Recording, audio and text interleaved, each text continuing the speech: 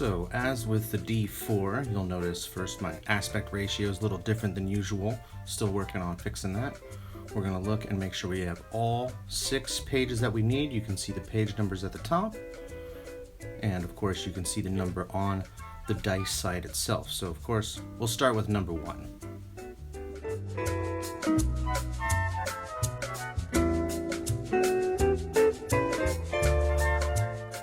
Just as before, I'm going to score before I cut. All the dotted lines we're going to fold, so I like to give them a little groove, makes them a little easier to fold in a straight line once we have it cut. I'm using my trusty scoring stick. You can use a pen without the writing part out, like an unopened pen, or anything else that kind of comes to a flat or round point.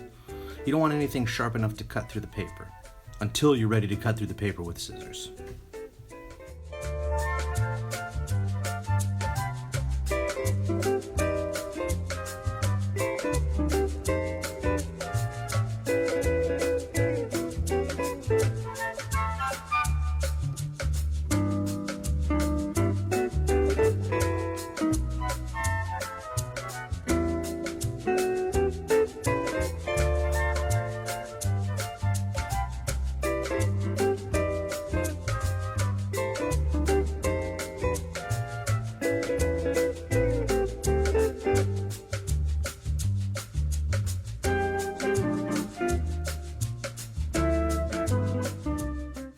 Then, of course, once we are done with cutting, it is time for folding.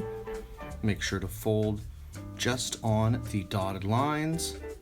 There should be 4 folds on each of the sides of dice, except for the number 6. We'll get to that in a moment. But for now, fold all these edges. Make sure you've got the number out and the writing on each edge out so that it's easy to read, and so we don't accidentally block ourselves from knowing where we're supposed to attach one dice side to another.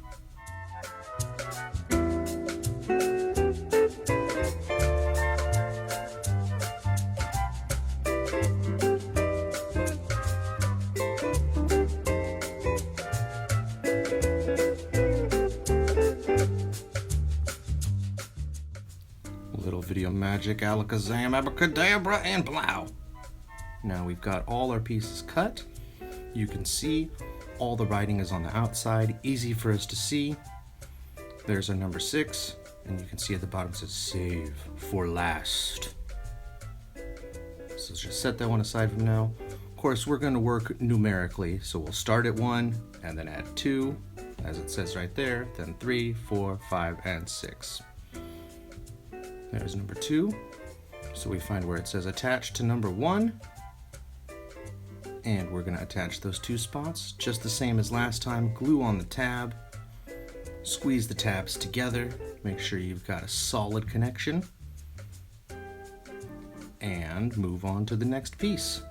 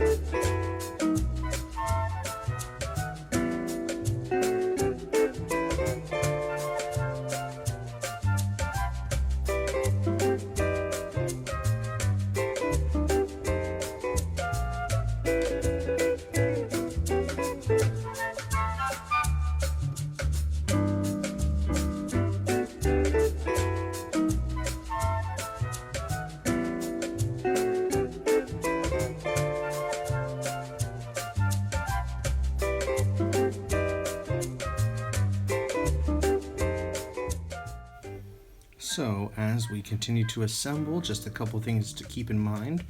Remember to attach them to the right spots. Every piece has a part that says attach certain number here. Make sure you're paying attention to those. You can always flip it over and keep it as flat as possible to squeeze together the tabs.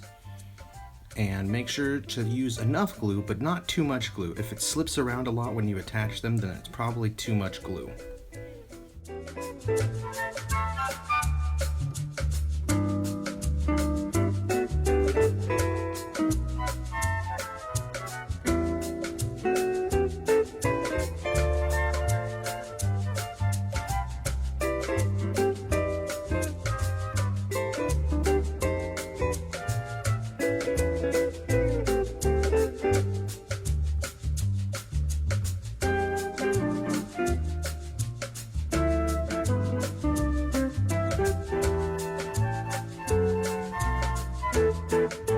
And with 1 through 5 attached, we have reached the point of save for last. Grab your number 6, find one of the pieces you've already put together, and look for an attached to number 6 spot, and attach it there. We're going to go here on the number 2.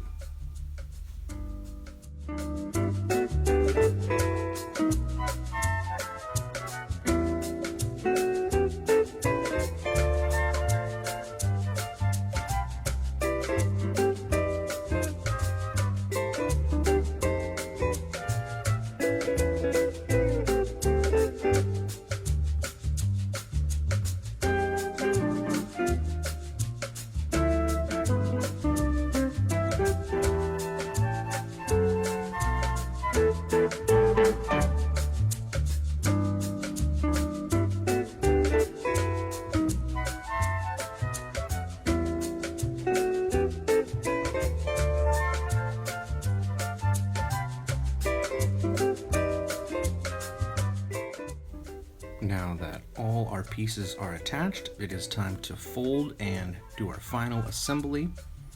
So let us fold this up. It's always good to do a test fold first. Make sure that things are moving and fitting together as they're supposed to before you try to put glue on there.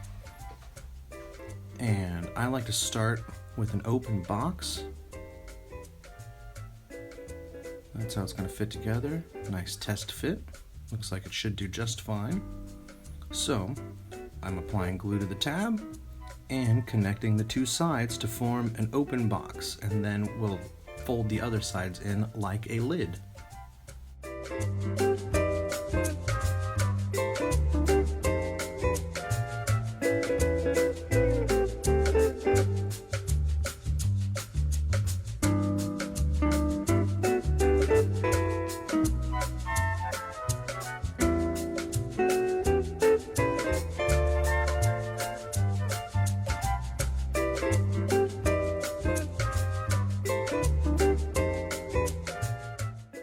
Alright, now that we've got our sides connected, we just need to fold in the lids first. Make sure you've got these tabs flattened. Makes it a lot easier when you have a spot to glue that's already in position.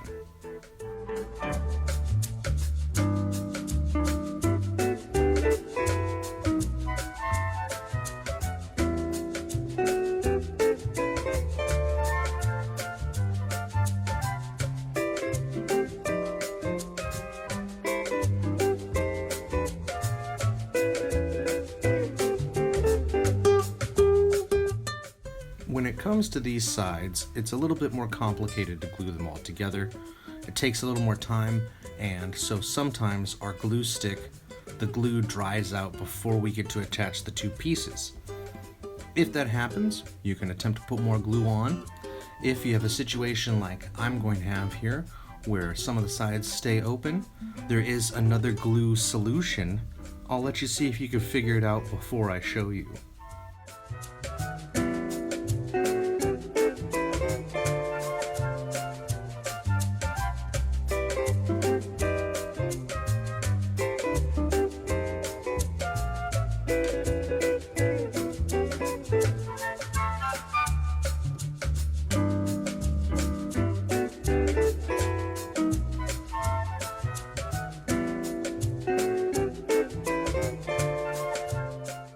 That's right, sometimes the solution is just some good old white glue. I know that it's messy. I like to use the glue sticks just because it's a lot cleaner and I don't feel like we waste as much glue that way. But sometimes the only solution is that good liquid bond that strong white glue will give you. So we'll put a little in there. Be careful. Like I said, you don't want to use too much. While it is fun to peel this stuff off my hands, it's a pain when I am touching other parts of paper. So I clean my hands off and move along. Make sure you're pushing that all together so that it's got a firm connection. And we're going to do the same thing with this last side.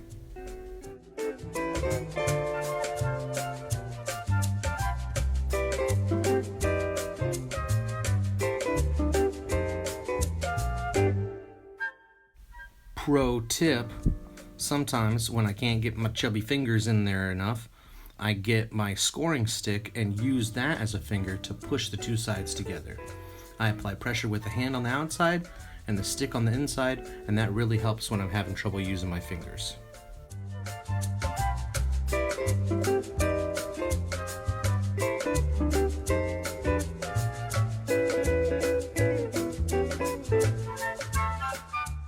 So you can see here I'm pre-folding my tabs in so that it's easier for them to connect to the other tabs.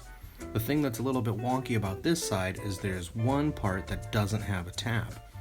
And so this tab my finger's on right now that I'm gluing is going to connect directly to the number 6, not to a tab on the number 6.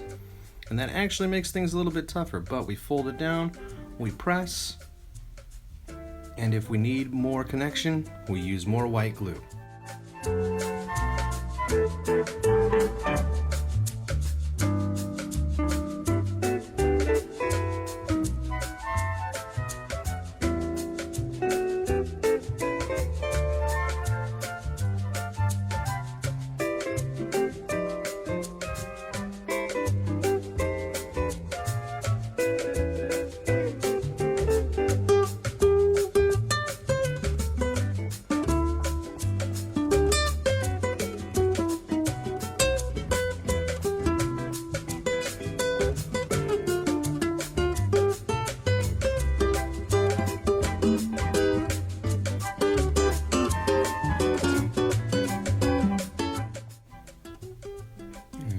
Go. A little more liquid bond right in there. Make sure you clean off the excess glue. Don't want to get the outside all sticky. And put a good amount of pressure on there. I'm even using the table and the flatness of the dice to help that connection. But there we go. There's what we've got so far, the D4, the D6. Next week, we're going to start working on a D8. I hope you'll join me, and I hope you enjoyed Papercraft Dice. Talk to you next week.